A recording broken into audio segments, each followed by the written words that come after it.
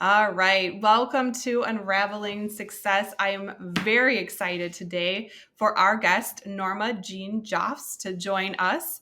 Norma Jean is a realtor and she owns Next Door Realty.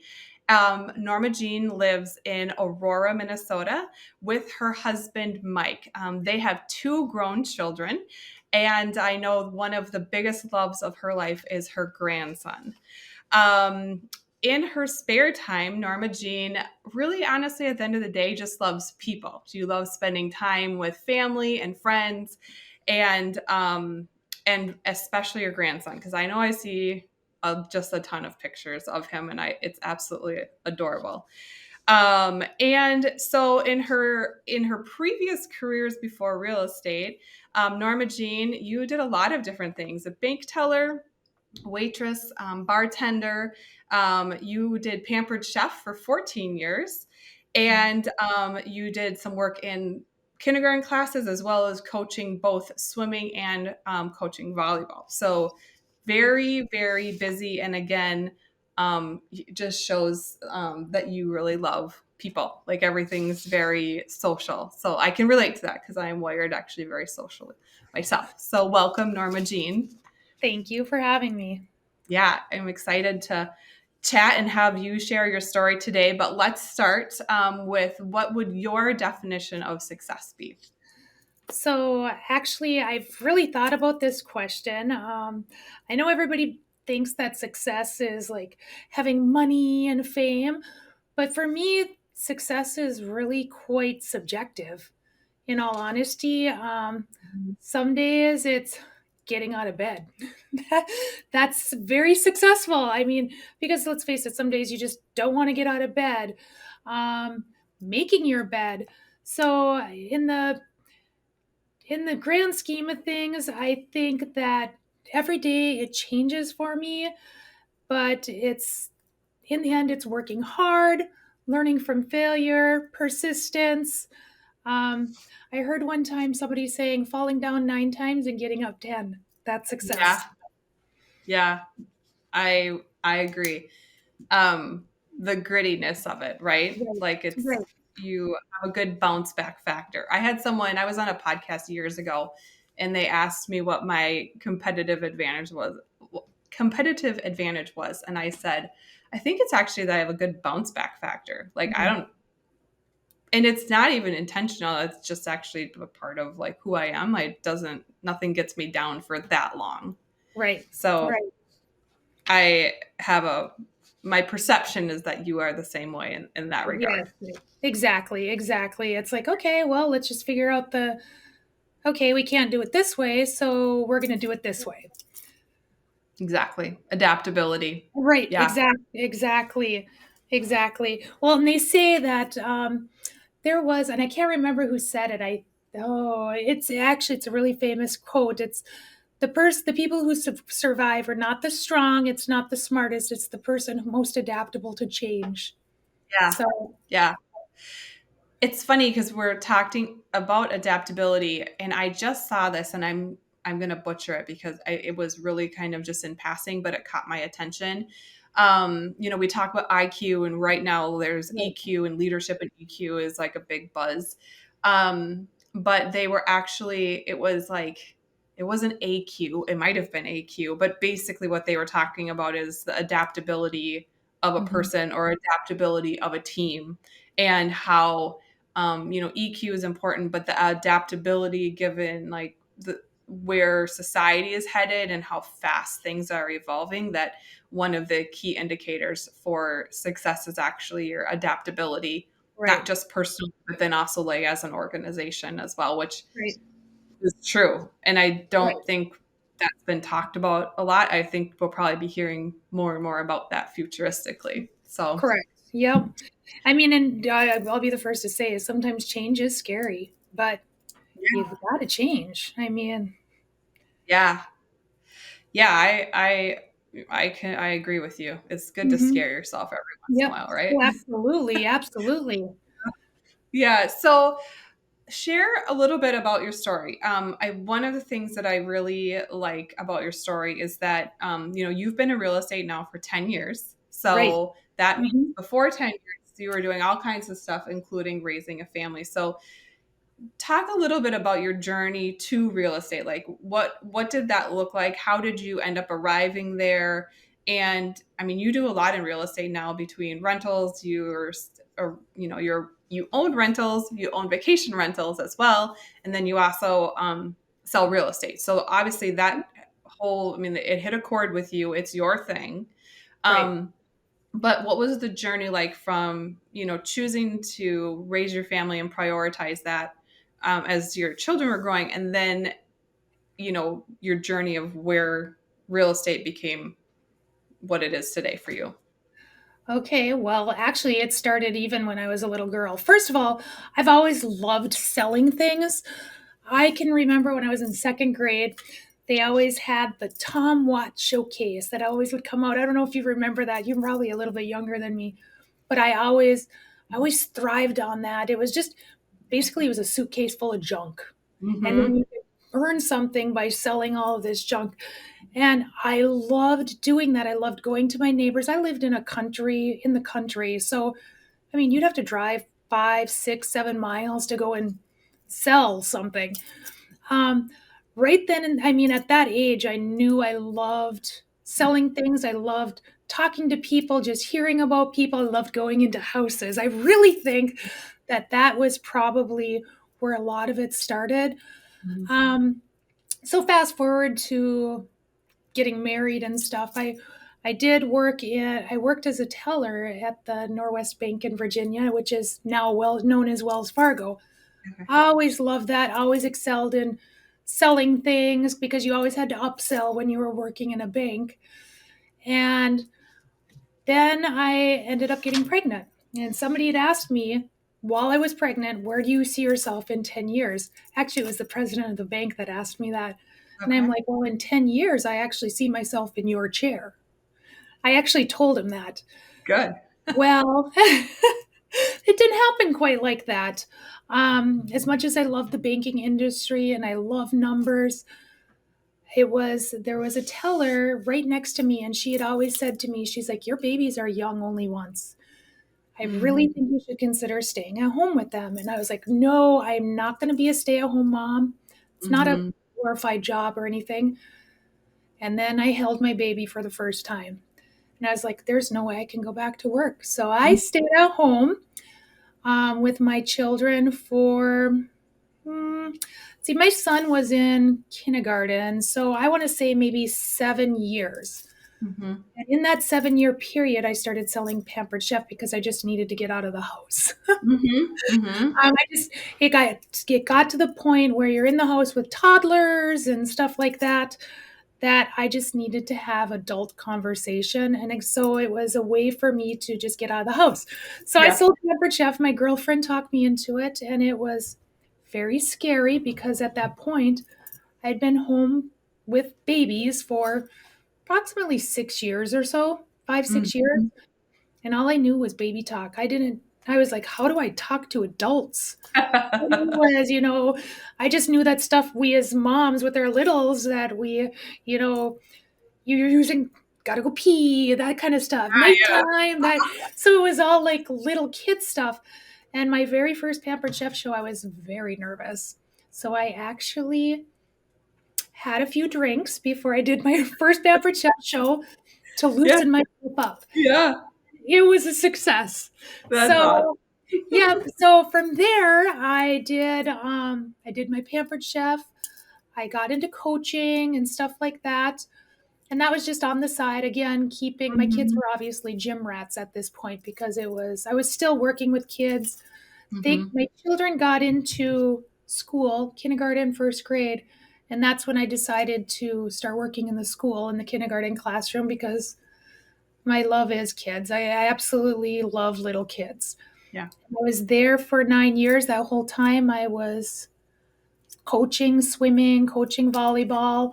Mm-hmm. Um, and then one of my friends at one of my Pampered Chef shows, she's the one that said, you should really sell real estate. And it was something that I'd always thought about, but I knew that schooling at that time, I just couldn't be away from my little kids for so long. Yeah. Oh, Yeah. kind of how I got into it. Once my son hit, I want to say he was like in 10th grade. He was self-sufficient. He didn't need his mom.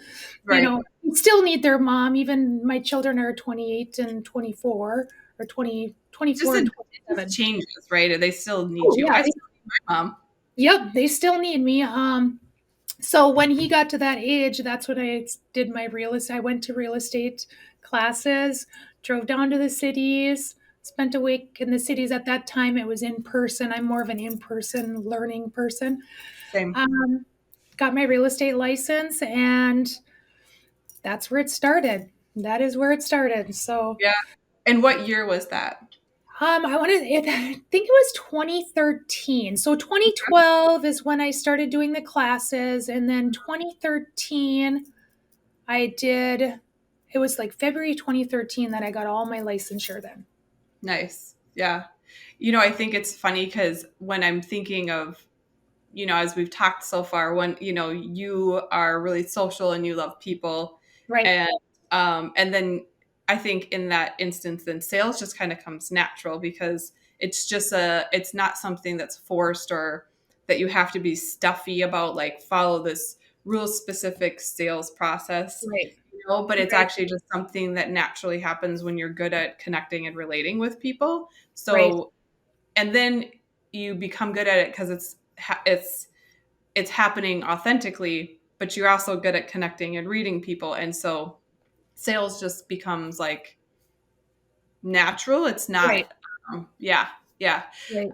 I had to laugh because I can really relate to the whole always selling things, because when I was little, I have two instances that my mom still always talks about with people, but I always wanted to grow up with a horse in the country, and I lived until I was 10. My family lived in Hudson, like in more of a historical area. Yeah. And so I used to go door knocking without anybody else knowing I was door knocking, and I would fundraise for buying a, buying a horse and moving to the country and Oh my ask goodness. for money. And of That's course, funny. word would always give back to my parents. But the funny thing is, when I was 11, we actually moved to a neighboring town, River Falls, where my parents did build a house, and I did get my horse. So Nice. yeah, Nice. but it was kind of funny, because I was definitely not afraid of going door to door and asking for Right. money. But I would also make garage sales in our front yard, Okay. but my mom would not know that I was doing garage sales, and so I'd be selling like sheets off of my bed, and I mean I would be selling stuff. And I remember, my mom tells the story, I guess I was selling my strawberry shortcake sheets, Okay. and some woman came up to our door and rang the doorbell, and my mom came and was like, your daughter is selling these sheets and these other things, and I just wanted to make sure it was okay that I bought them. And my mom's like, I had no idea that you're Oh my goodness.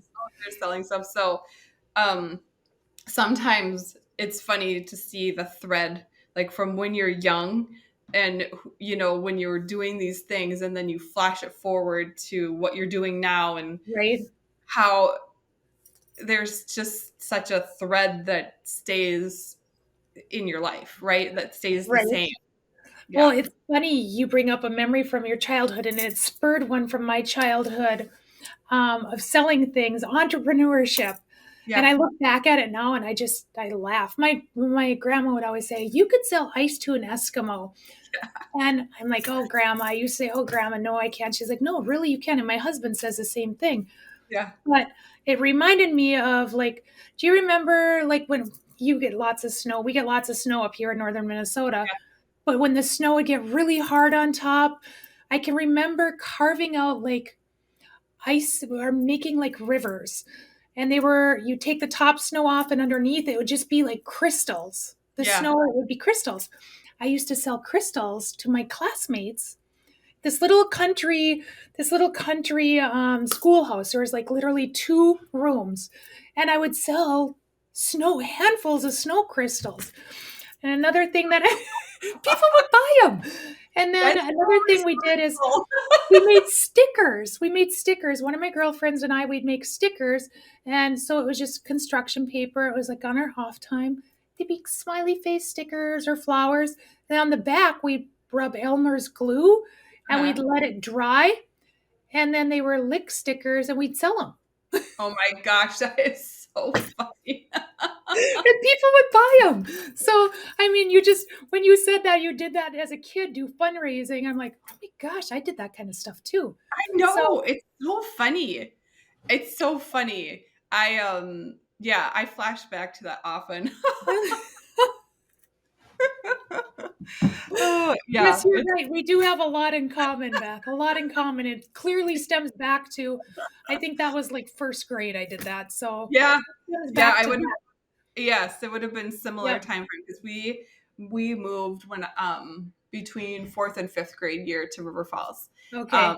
so yeah, it would have been, those earlier grade school Right. years. And you did So get your horse, right? I did get my horse. I did. Okay. If not, then you should have one now. I know. Actually, my daughter has one now, but not Okay, that's me. perfect. Okay. So there's still, Even better. You there's still still have an it. yeah, exactly. So speaking of change, Yep. um, you have recently made a very big change and really rolled the dice on yourself. So congratulations. Thank you. Thank you. Um, so do you want to share a little bit about your most, I won't steal your thunder, but I would like for you to share about your most recent venture and kind of how it came to be and just, you know, Okay. yeah.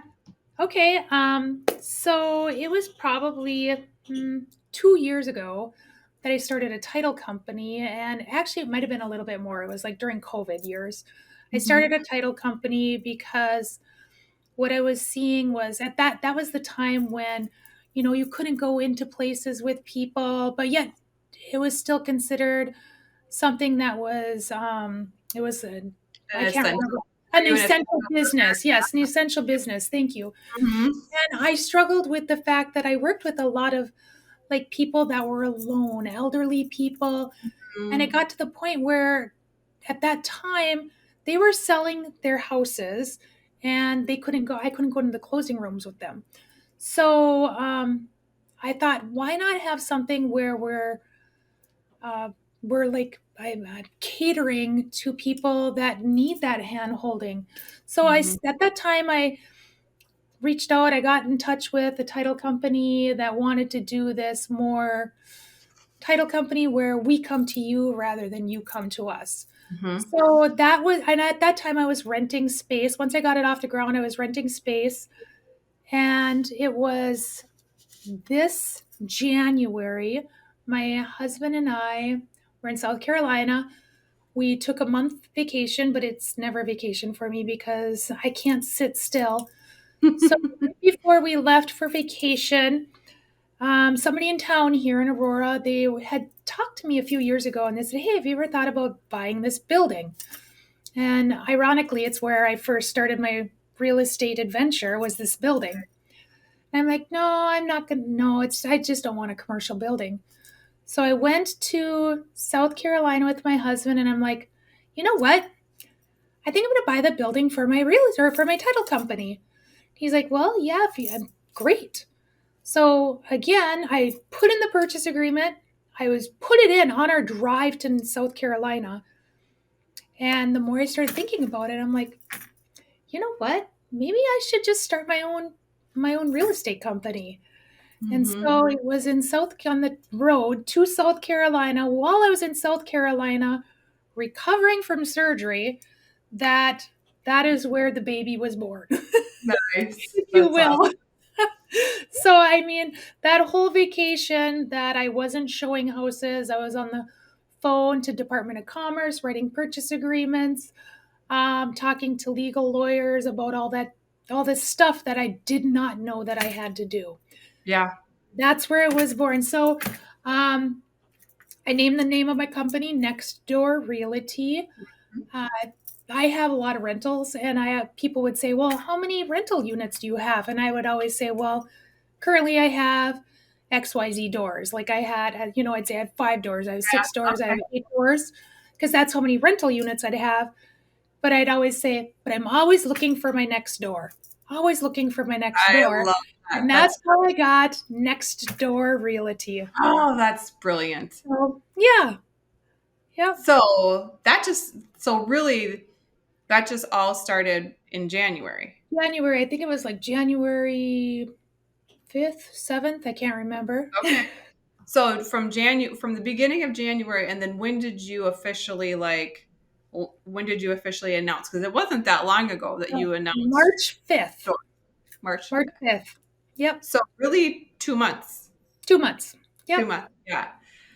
I I I can really relate to that because when I decided to leave the agency that I first started building my book at I bought that book of business and then launched Aspire.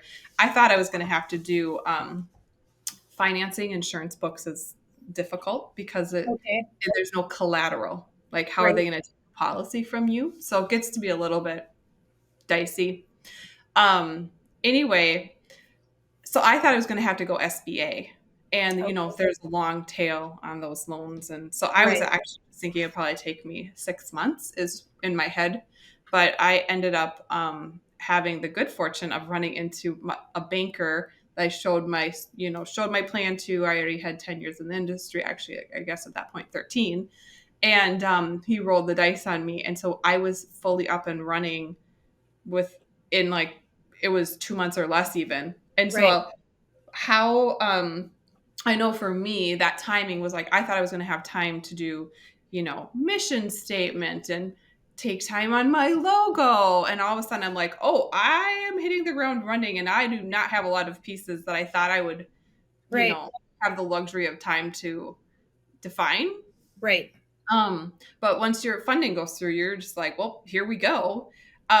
Did you feel what was, I mean, given your compressed time frame, was that the same for you or different? It was, I mean, there's lots of things that you don't think of until you jump into it. It was one of those things that I thought for sure that, you know, I knew that there was going to be stuff that I didn't know, Yeah. but you don't know until you know. Yeah. so, or you know when you don't know. But Yeah. I mean, it was, yeah, I started Googling things, and it's kind of funny how the internet works. It kind of helped me out, really. So you'd Google, okay, I have to make a logo. Somebody's like, you have to do a logo. I'm like, so I'd be Googling logos. And next thing you know, I'm getting all these emails from people saying, hey, we'll do your logo. Yeah. Or, Yeah, for so, sure. I mean, it was, I guess I didn't think it over like you, like the mission statement. I'm still doing stuff. Yeah. And it's kind of like having kids. If you wait till Yeah. you're ready, you'll never be ready. It's so true. I Yep. so agree with that. Yeah. Yeah, yeah, that is a very good statement. Sometimes you just got to just do it. Yep. Just Just take the jump leap. in. And it does all pull together. I know for me, like, I just hit the ground running and pull pieces together as we go. But man, the list of things that I want to do or still need to do, or yeah, Yeah. is There's always post-it notes on my desk. Always. yeah, It's like, oh, I'm going to do this. So, oh, right, I got to do yeah, this. yeah. Or So, all of a sudden I have 5 ideas all at the same time of things, and I'm like, wow, that was just a crazy download. right. Um, so share with me some of your success habits that you have that kind of keep you on the forward moving path. Okay. So, I think this is all my my way of thinking is always, well, you got to get up. Yeah. Making my bed every morning. That's a Hmm. huge thing. Like I said, that's a successful thing. You've Yeah. accomplished one thing. I've always felt like you need to, you should accomplish one big thing a day. And hey, sometimes making your bed, that's a big thing. Hmm. But I personally feel that, and this is something I told my children, when you get up in the morning, you get up and you dress up. Hmm. Um, I'm one of those people because if you get up and you dress up, you look good, And when you look good, you feel good. And when you feel good, you produce. Mm-hmm. I mean, that is that's my whole mantra behind that. It's like, get up and look good. I mean, I'm not saying that, like, I'm a dress person. I love to wear dresses. I'm not saying you have to wear a dress every day, but comb your hair, brush your teeth. Don't wear pajama pants out in Yeah. public. That's just me. I mean, I understand that sometimes there's nice sweatpants out there. Don't get me wrong, but I mean, it's you got to feel good and you got to feel good about yourself because when you Mm, feel good about yourself, people, I mean, you're going to produce. yeah. No, it's true. There's it's funny that you said that because this is an area that I did not do well in for a number of years because I built the agency. So when I started my book of business, my kids were 2 and 3. And Okay. so the agency is like my third kid. And so because we've had the luxury of being remotely built as long as we have, Hmm. no, we do have 2 locations, but I'm in sporadically. Um, I really got into the whole like yoga pants and sweatshirt with the hair on top of my head for a number of years. Actually, it was very weird because the beginning of my career, I was so the girl that was like high heels, makeup totally done, hair totally done, pencil skirt like on it. Like I Right. took a lot of pride in showing up well. Right. But then when I started working from home, it was just like the total opposite. And I just didn't like how that felt. And after a number of years of that, I actually, when I first started being like, I need to change this about myself Hmm. because I just don't like how I'm showing up and that type of thing. I almost had to like relearn how to dress up. It Hmm. was actually a very strange, and I would have never imagined that like I would be in that position because I've always been the girl that when I go someplace, I was always used to being dressed like maybe, one of the ones that was like put more energy and time Right. into dressing, or maybe would, if, yeah.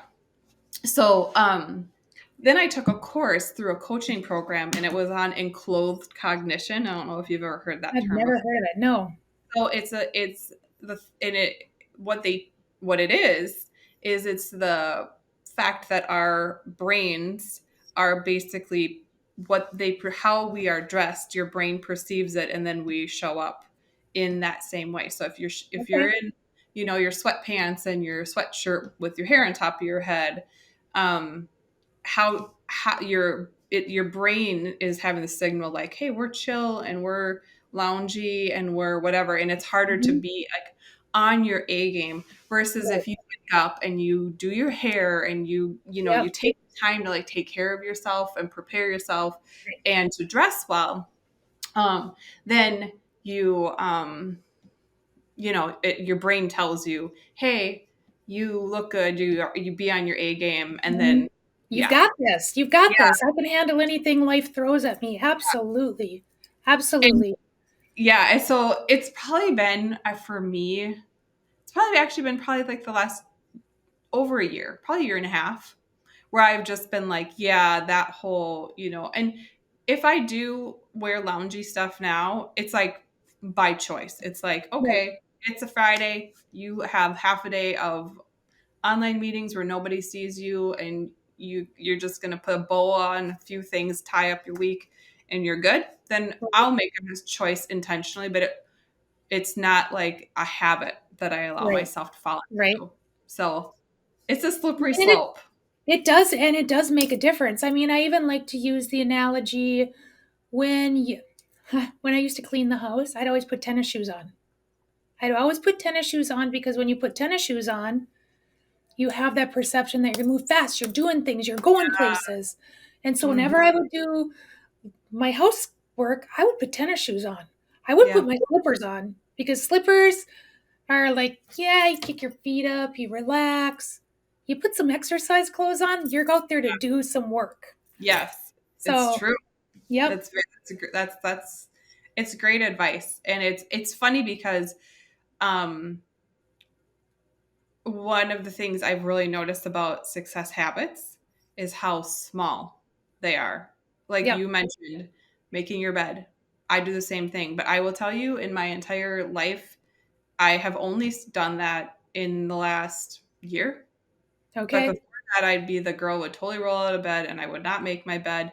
And I don't know what it was, but it was one day where I was just like, I actually really kind of like getting in my bed when it's like made Mm-hmm. and it's pretty and and so I literally started I literally get out of bed, I turn around and I make my bed. Like I don't even Right. leave it when it's unmade. I just stand up, turn around, make my bed, Make it. unless my husband's in it. And now I would say that that habit is such a part of us that if I'm not around, I'll come back in the bedroom and he made the bed, and I'm Right. like, I win. This is Right. just what we do now. We have a rule in our house. The first person out or the last person out of bed has to make the bed. Yeah, So that's the rule. If you're the last person out, you have to make the bed. yeah, Period.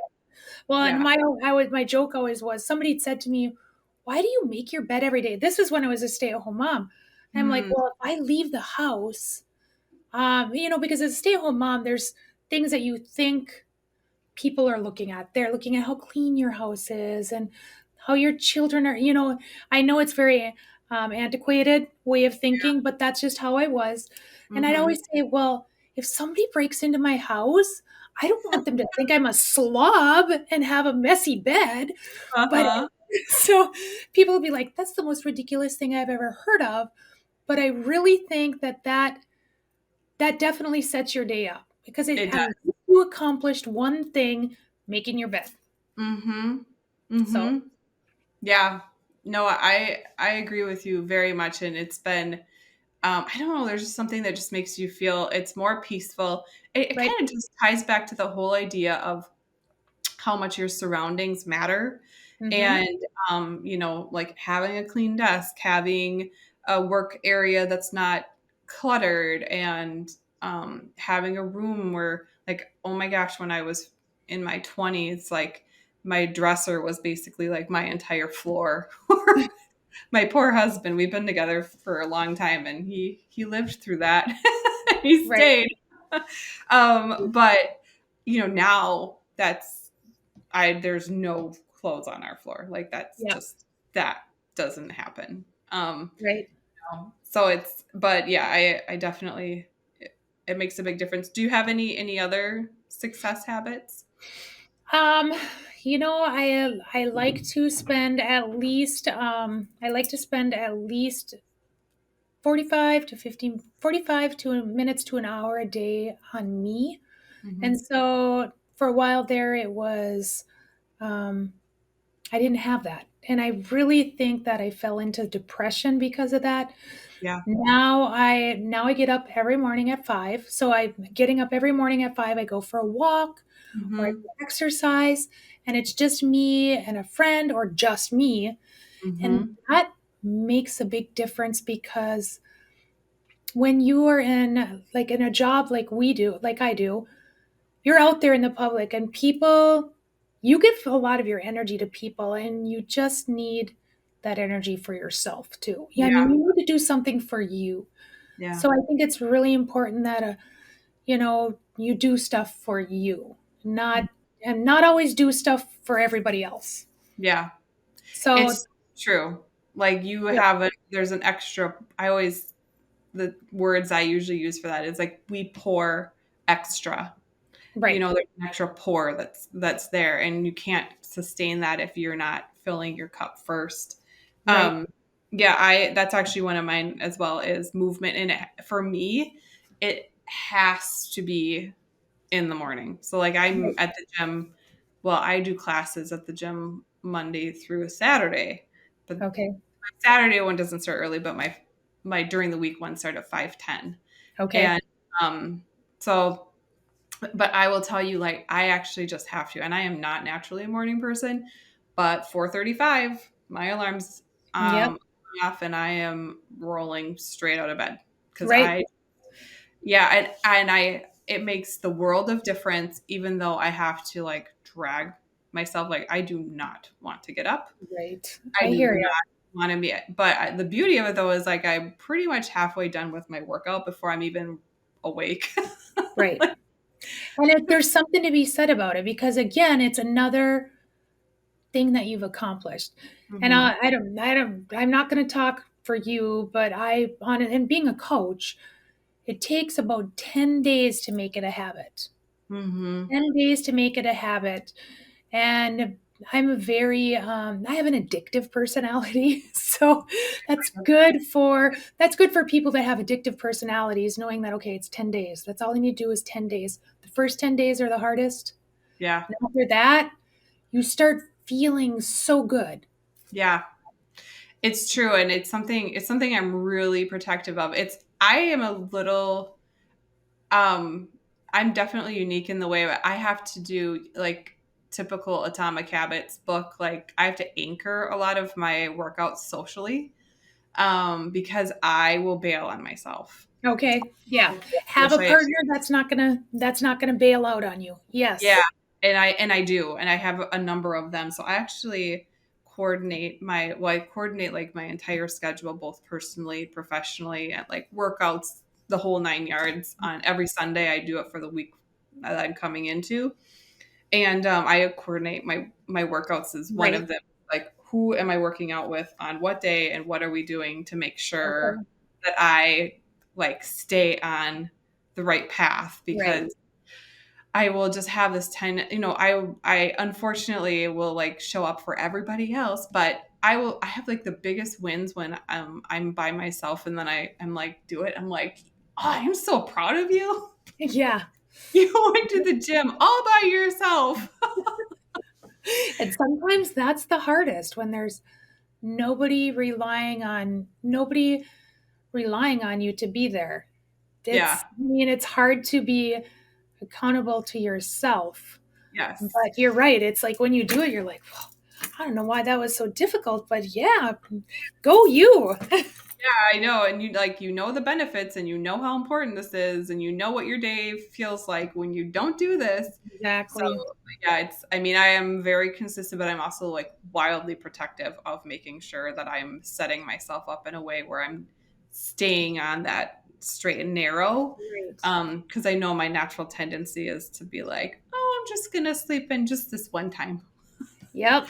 And that's Actually, exactly what happens. yeah, it really is. I cannot give myself a whole lot of like room to move, you know. Right. It has to be like Right. and I will tell people around me like, you know, pick me up at this time or I'll pick you up at this time or Adam, if I tell you this as an excuse, Don't remind believe me. it. Yeah. Yeah. Yeah. Right. So, well, awesome. Well, share with me some of your, as we'll just kind of tie things up here, but what are some of your keys to success? Hmm. Well, I think that I personally feel that as I have to put my goals out in front of me. Hmm. So when I coached, when I would always tell people, put your goal in front of you. It's the first thing you see when you wake up in the morning. It's the last thing you see when you go to bed. Hmm. This right here is a good thing because you can write your goal right there. It's the first thing you see when you wake up in the morning because Yeah. everybody uses it as their alarm. It's Yeah. the last thing they see when they go to bed because we all turn on the do not disturbs or whatever. Put your goals in front of you. Hmm. And if you can't put them in front of you, I like to write my goals down, Hmm. or the big one for me is verbalizing. So the minute you put it into the universe, then it's out there. Now Yeah. people are watching you. So if I were to tell my best friend, okay, I'm going to do this, now Hmm. it's like, okay, I told her I was going to do this, I'm going to do it. So it all goes back to say what you mean and mean what you say. Yeah. I love that. So yeah. So, it's putting your goals down, whether it's on paper in front of you. When my children were swimming, my son especially, he's very goal driven. And I would always tell him, he was a swimmer, and I would say, okay, what do you want? And he'd say, okay, I want to beat so and so's record. I want to beat so and so's time. And I'd say, okay, what is that time? And he'd tell me, he knew it. I'm like, Put that on your wall, put that on your phone. So that way, when you wake up in the morning, you're like, okay, what do I have to do? Mhm. Keep that time. I'm not hitting the snooze button. I know I got Mhm. to go for a run, or got to go out and do dry land, and that's the last thing you see when you go to bed. That way you're looking at your phone. Oh, there it is. I do Mhm. need my night's sleep. I shouldn't be scrolling on the internet all night, or I shouldn't be playing video games all night because I have Yeah. to get up in the morning to go do my training. Mhm. So, I mean, it's putting your goals in front of you, Yeah. putting them out in the universe because I feel like when you speak them, Yeah. they come to fruition, if you will. Yeah. Well, I can definitely I would agree. That's amazing. Yes.